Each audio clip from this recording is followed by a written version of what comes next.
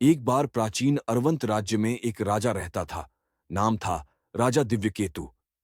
उसका राज्य सोने की तरह चमकता था, मगर उसके मन में एक ऐसी काली इच्छा पल रही थी जिसने अंत में उसकी पूरी जिंदगी को बर्बाद कर देना था।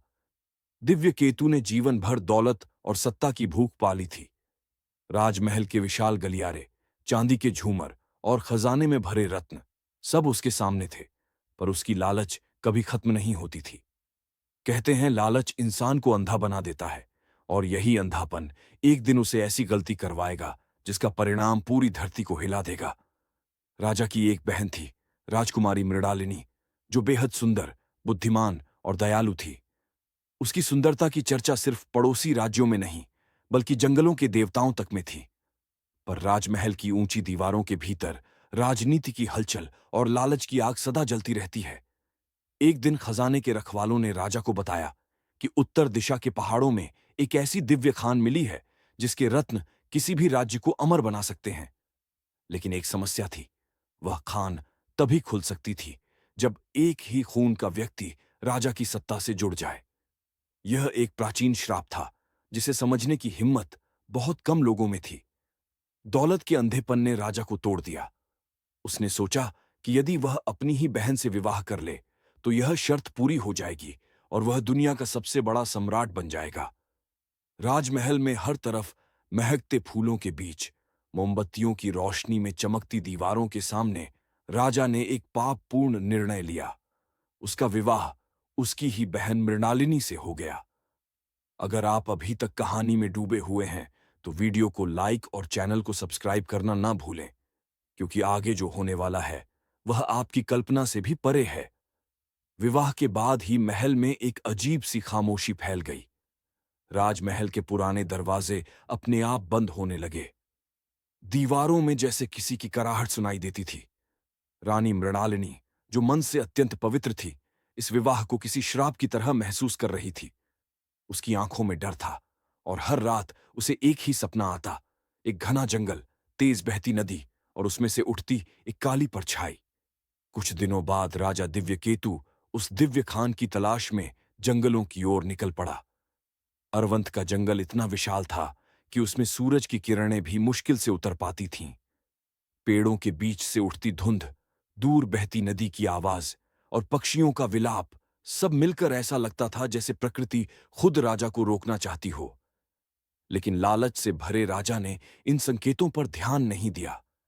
जैसे जैसे राजा और उसके सैनिक जंगल में आगे बढ़ते गए, रास्ते अजीब तरह से बदलते गए। कभी नदी दाईं तरफ बहती दिखती तो कुछ दूर जाकर वही नदी बाईं ओर दिखाई देती। कई बार राजा को महसूस हुआ कि कोई अनदेखी शक्ति उन्हें देख रही है, पर वह आगे बढ़ता गया। यह जंगल सामान्य जंगल नहीं था, यह नित्य वन था जिसे देवताओं ने श्रापित कर रखा था। जिन्होंने अपने स्वार्थ के लिए गलत कर्म किए, वे इस जंगल में फंस जाते थे और कभी वापस नहीं लौटते थे। रात घिरने लगी और चांदनी नदी की सतह पर चमकने लगी। राजा नदी किनारे खड़ा हुआ और उसे वहीं काली परछाई दिखाई देने लगी जो मृणालिनी के सपनों में आती थी। हवा अचानक ठंडी हो गई। हर तरफ अजीब आवाजें गूंजने लगीं, जैसे कोई रो रहा हो, जैसे कोई जंगल के भीतर किसी पापी को बुला रहा हो। और तभी नदी के बीचों बीच पानी का एक गोल भंवर बनना शुरू हुआ। सैनिक डर कर पीछे हट गए, पर राजा आगे बढ़ गया। भंवर से एक स्त्री जैसी परछाई निकली। उसे लोग वनदेवी कहते थे। उसके नेत्र आग की तरह लाल थे। वनदेवी गरजी, राजा दिव्यकेतु, तूने प्रकृति के नियम तोड़े, खून के रिश्ते को दागदार किया। तूने अपनी बहन से विवाह कर अपने वंश को श्रापित कर दिया। तू इस जंगल से जिंदा बाहर नहीं जा पाएगा।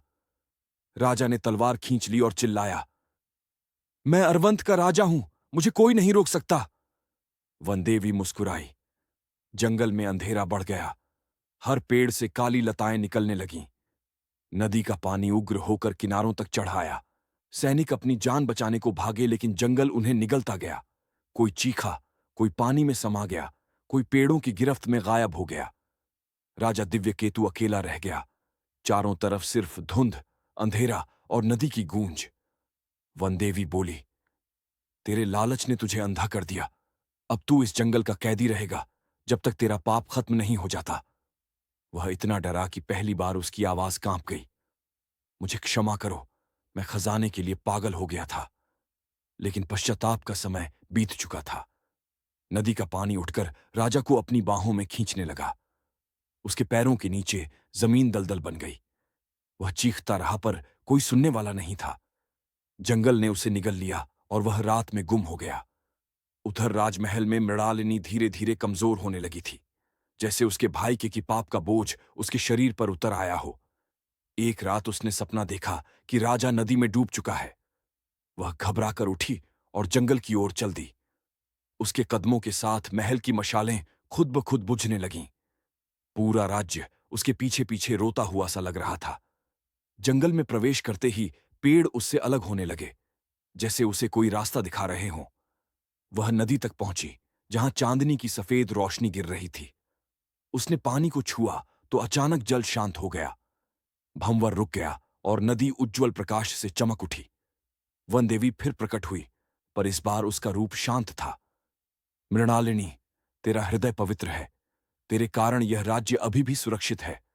पर तेरे भाई ने प्रकृति को ललकारा, उसका परिणाम उसे मिल चुका है। मृणालिनी रो पड़ी। क्या मैं उसे वापस ला सकती हूं? वन देवी बोली।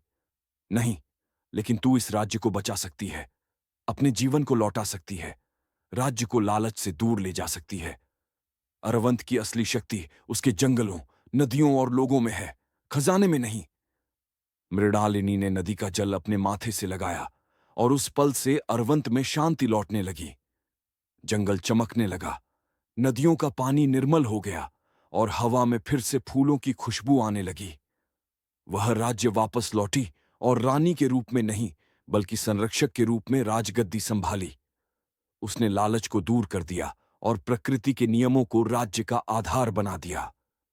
आज भी लोग कहते हैं कि यदि कोई लालच में अंधा होकर नित्य वन में जाता है, तो नदी में राजा दिव्य केतु की धुंधली परछाई दिख जाती है, चेतावनी देती हुई कि लालच किसी की भी जिंदगी को निगल सकता है। अगर यह कहानी आपको पसंद आई हो, तो वीडियो को लाइक करें, चैनल को सब्सक्राइब करें और नीचे कमेंट में बताएं कि अगली कहानी किस विषय पर चाहिए। मैं आपके लिए लेकर आऊंगा।